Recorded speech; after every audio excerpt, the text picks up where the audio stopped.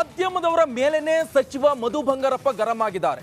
ನೀವೇನ್ ಮಾಡಿದ್ದೀರಿ ಗೊತ್ತಾ ನಿಮಗೆ ಅಂತ ಸಿಡುಕುಗೊಂಡಿದ್ದಾರೆ ಮಧು ಬಂಗಾರಪ್ಪನವರು. ಶಿಕ್ಷಣ ಸಚಿವರು ಇವರನ್ನ ಬೈಟ್ ಕೇಳಲು ಹೋದ ಸಂದರ್ಭದಲ್ಲಿ ಮಾಧ್ಯಮದವರ ಮೇಲೆ ಸಚಿವರು ಸಿಟ್ಟಾಗಿರುವಂತದ್ದು. ಶಾಲಾ ವಾರ್ಷಿಕೋತ್ಸವದಲ್ಲಿ ಮಧು ಬಂಗಾರಪ್ಪನವರು ಹೋಗ್ತಾ ಇದ್ರು. ಆ ಸಂದರ್ಭದಲ್ಲಿ ಮಾಧ್ಯಮದವರು ಒಂದು ಪ್ರಶ್ನೆ ಕೇಳ್ತಾರೆ, ಒಂದು ಕ್ಲಾರಿಟಿಯನ್ನ ಕೇಳ್ತಾ ಇರುವಂತದ್ದು. ಈ ಚೆಕ್ ಬೌನ್ಸ್ ಪ್ರಕರಣದಲ್ಲಿ ಸಚಿವ ಮಧು ಬಂಗಾರಪ್ಪಗೆ ತಲೆದಂಡ ಆಗಿದೆ. 6,96,70,000 ರೂಪಾಯಿ ದಂಡ ಆಗಿರುವಂತದ್ದು. ಕೋರ್ಟ್ ಕೂಡ ಈ ದಂಡವನ್ನ ವಿಧಿಸಿದೆ. ಇನ್ ಕೇಸ್ ಈ ದಂಡವನ್ನ ಪಾವತಿ ಮಾಡಲಿಲ್ಲ ಅಂತ ಹೇಳಿದ್ರೆ 6 ತಿಂಗಳ ಜೈಲು ಶಿಕ್ಷೆ ಕೂಡ ಆಗುತ್ತೆ. You wait. Sir, wait. You want a bite? You wait. ನಿಮಗೆ ಗೊತ್ತಿಲ್ಲ ನೀವೇನ್ ಮಾಡಿದಿರಾ? ವೇಟ್ ಮಾಡಿ ನೀವು. You wait. You wait. Sir, wait. You want a bite? You wait. ನಿಮಗೆ ಗೊತ್ತಿಲ್ಲ ನೀವೇನ್ ಮಾಡಿದಿರಾ? ವೇಟ್ ಮಾಡಿ ನೀವು. You wait. You wait. Sir, wait. You want a bite? You wait. ನಿಮಗೆ ಗೊತ್ತಿಲ್ಲ ನೀವೇನ್ ಮಾಡಿದಿರಾ? ವೇಟ್ ಮಾಡಿ ನೀವು. You wait. You wait. Sir, wait. You want a bite? You wait.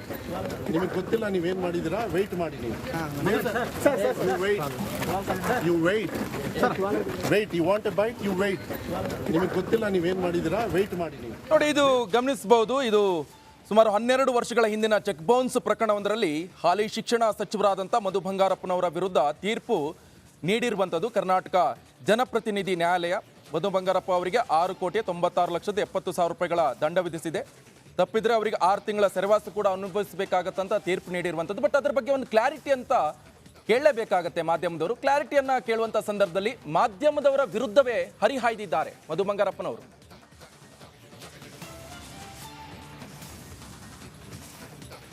Rama ಮಂದಿರ ಉದ್ಘಾಟನೆ ಅದೊಂದು ಸ್ಟಂಟ್ ಅಂತ ಹೇಳಿದ್ದಾರೆ. ಕಳೆದ ಚುನಾವಣೆಯಲ್ಲಿ ಪುಲ್ವಾಮಾ ತೋರಿಸಿದ್ರು ಸಚಿವ ಡಿ ಸುಧಾಕರ್ ವಿವಾದಾತ್ಮಕ ಹೇಳಿಕೆ ಇದು. ರಾಮ ಮಂದಿರ ಉದ್ಘಾಟನೆ ಚುನಾವಣೆ ಗಿಮಿಕ್ ಇದು. ಕಳೆದ ಸಲ ಯಾವುದೋ ಫ್ಲೈಟ್ ಅನ್ನು ತೋರಿಸಿದ್ರು, ಜನ ಅದಕ್ಕೆ ಮರಳಾದ್ರು, ಎಷ್ಟು ಜನ ಯೋಧರು ಹುತಾತ್ಮರಾದ್ರು ಅಂತ ರಾಮ ಮಂದಿರ ವಿಚಾರಕ್ಕೆ ಸಂಬಂಧಪಟ್ಟಂತೆ ವಿವಾದಾತ್ಮಕ ಹೇಳಿಕೆಯನ್ನ ಕೊಟ್ಟಿದ್ದಾರೆ ಹಾಲಿ ಸಚಿವರಾದಂಥ ಡಿ ಸುಧಾಕರ್ ಅವರು. ರಾಮ ಮಂದಿರ ಉದ್ಘಾಟನೆ ಚುನಾವಣೆ ಗಿಮಿಕ್, ಕಳೆದ ಸಲ ಯಾವುದೋ ಫ್ಲೈಟ್ ಅನ್ನ ತೋರಿಸಿದ್ರು ಜನರಿಗೆ, ಜನ ಅದಕ್ಕೆ ಮರಳಾದ್ರು, ಆ ಸಂದರ್ಭದಲ್ಲಿ ಎಷ್ಟು ಜನ ಯೋಧರು ಹುತಾತ್ಮರಾದ್ರು ಅಂತ ವಿವಾದಾತ್ಮಕ ಹೇಳಿಕೆಯನ್ನ ಕೊಟ್ಟಿರುವಂತದ್ದು ಸಚಿವ ಡಿ ಸುಧಾಕರ್ ಅವರು. ಚುನಾವಣೆ ಬಂದ ಗಿಮಿಕ್ ಅಲ್ವಾ, ಮನಸ್ಸನ್ನು ಡೈವರ್ಟ್ ಮಾಡೋದು. ದೇಶ ಇವತ್ತು ಭಾರತ ದೇಶ ಧಾರ್ಮಿಕವಾಗಿ ಭಾಳ ನಂಬ್ತೀವಿ ನಾವು. ಸೊ ಅದ್ರ ಮೂಲಕ ಓಟನ್ನು ಎಳ್ಕೊಳ್ಳೋಕೆ ಪ್ರಯತ್ನ ಮಾಡ್ತಿರ್ತಕ್ಕಂಥದ್ದು ಎಲ್ಲರಿಗೂ ಗೊತ್ತಿರ್ತಕ್ಕಂಥ ವಿಚಾರ. ಲಾಸ್ಟ್ ಟೈಮ್ ಎಲ್ಲಿ ಕೇಳಿದ್ರಪ್ಪ, ಲಾಸ್ಟ್ ಟೈಮ್ ಎಲ್ಲಿತ್ತು ರಾಮ ಮಂದಿರ? ಲಾಸ್ಟ್ ಟೈಮ್ ಪುಲ್ವಾಮಾ ತೋರಿಸಿದ್ರು, ಸುಮ್ಮನೆ ಯಾವುದೋ ಫ್ಲೈಟ್ ತೋರಿಸಿ ಪಾಪ ಎಲ್ಲ ಜನ ಮರಳೋಗಿ ಭಾಳ ದೇಶ ಕಾಪಾಡ್ತಾರಂತ ಹೋಗ್ರು. ಎಷ್ಟು ಜನ ಸತ್ತರು? ಇವೆಲ್ಲ ಇತಿಹಾಸ ಇದೆ. ಹೌದು, 100%. ಹಾಗಾದ್ರೆ ಈ ಕಾಂಗ್ರೆಸ್ಗೆ ಕಾಡ್ತಾ ಇದೆಯಾ ಲೋಕ ಸೋಲಿನ ಭೀತಿ ಅನ್ನುವಂಥ ಪ್ರಶ್ನೆ. ಅಂದು ಶಾಸಕ ಬಾಲಕೃಷ್ಣ ಪುಲ್ವಾಮಾ ಬಗ್ಗೆ ವಿವಾದಿತ ಮಾತುಗಳನ್ನಾಡಿದ್ರು. ಇಂದು ಸಾಂಖ್ಯಿಕ ಸಚಿವ ಡಿ ಸುಧಾಕರ್ ಸರದೀಗ ಏರ್ ಸ್ಟ್ರೈಕ್, ಸರ್ಜಿಕಲ್ ಸ್ಟ್ರೈಕ್ ಬಗ್ಗೆ ಕಾಂಗ್ರೆಸ್ ಇನ್ನೂ ಕೂಡ ಅನುಮಾನವನ್ನೇ ವ್ಯಕ್ತಪಡಿಸ್ತಾ ಇದೆ.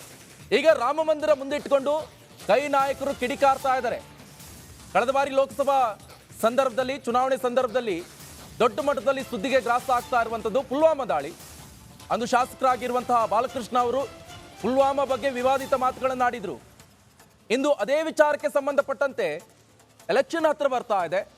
ಆದರೆ ಇಂದು ಸಾಂಖ್ಯಿಕ ಸಚಿವ ಡಿ ಸುಧಾಕರ್ ಅವರ ಸರದಿ ಅನ್ನುವಂತಾಗಿದೆ. ಏರ್ ಸ್ಟ್ರೈಕ್ ಇರ್ಬೋದು, ಸರ್ಜಿಕಲ್ ಸ್ಟ್ರೈಕ್ ಬಗ್ಗೆ ಕಾಂಗ್ರೆಸ್ ನಾಯಕರಿಗೆ ಇನ್ನೂ ಕೂಡ ಅನುಮಾನ ಕಾಡ್ತಾ ಇದೆ.